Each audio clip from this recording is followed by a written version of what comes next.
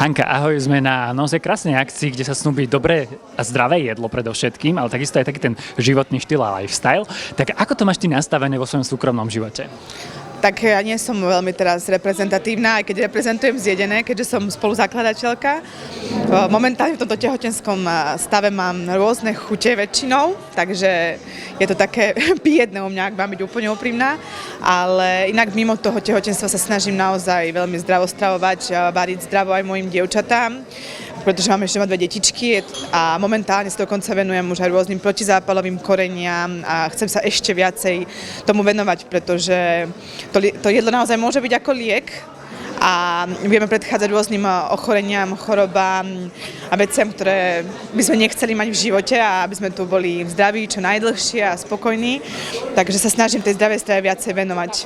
Ono vlastne aj naše Zjedené vzniklo v takom období, keď ja som bola po druhom tehotenstve a skúšala som rôzne alternatívy, ako sa stravovať zdravo pri tom období kojenia, aby to aj chutilo, aby to bolo dobre, aby sa z toho aj chudlo, ale nie takým spôsobom, že si nastavíme diety, ktoré vôbec nie sú podľa môjho názoru dobré, ale že tou zdravou cestou, tým zdravým jedlom sa dostaneme na takú váhu, ako aj chceme a vieme si ju hlavne udržať. Nebudeme mať nejaké tie jojo efekty a podobné veci. Tak. Dobre, a stretla si sa možno niekedy s takou dietou, ktorú si možno ty osobne vyskúšala a naozaj, že bola ti nepríjemná, že možno si mala z toho aj nejaké kvázi zdravotné problémy? Určite ich bolo viac, lebo teda som vymýšľala, skúšala.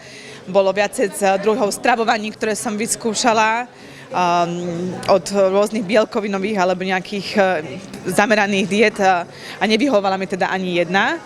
Jediné, s čím sa stotožňujem, čo mne sa páči napríklad u nás, že sme našli jednu alternatívu, ktorá vyhovuje aj mne. Malo by to byť tak, že by sme mali jesť 5-krát denne. To je ten najlepší spôsob, ale pre ľudí, ktorým to nejde, nevyhovuje a nedá sa, tak máme vlastne my teraz jednu stravu nastavenú, ktorá je trošku spôsobom fastingu, ktorý napríklad mne najviac pomohol, pretože pri tom pracovnom tempe už som nemala úplne čas na to, aby som dodržiavala tie raňajky, desiatu a tak ďalej. A v tom prípade som vyskúšala ten fasting a ten mi pomohol, aj ma odľahčil, aj sa cítila dobre a aj ma aj splnil účel.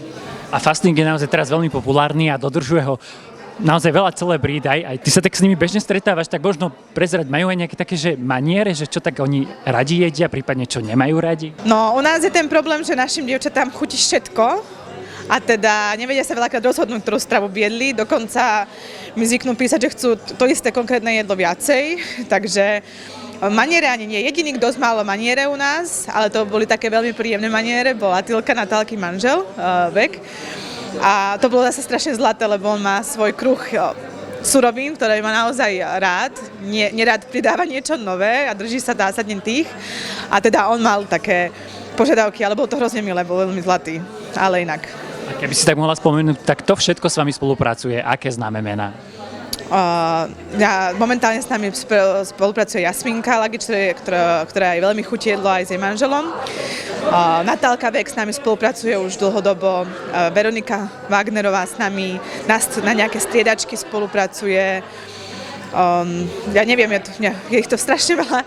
Asi už neviem, či je niekto, s kým sme nespolupracovali, od Majky Čírovej cez momentálne Tinu, ktorá je v Let's Dance, tak sme sa dohodli, že vlastne ju budeme podporovať celú tú jej cestu tancujúcu a vlastne ju pripravujeme aj našim jedlom.